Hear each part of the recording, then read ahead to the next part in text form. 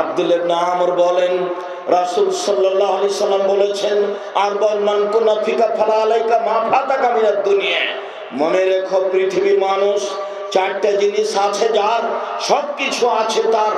মনে রেখো পৃথিবীর মানুষ, চারটে জিনিস নেই যার, কোনো কিছু নেই তার।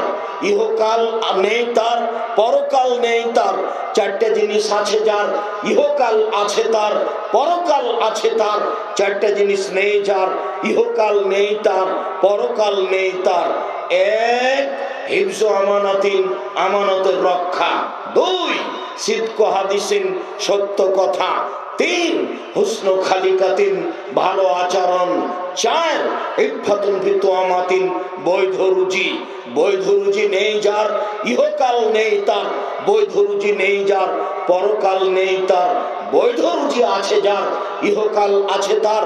বৈধ রুজি আছে যার, পরকাল আছে তার।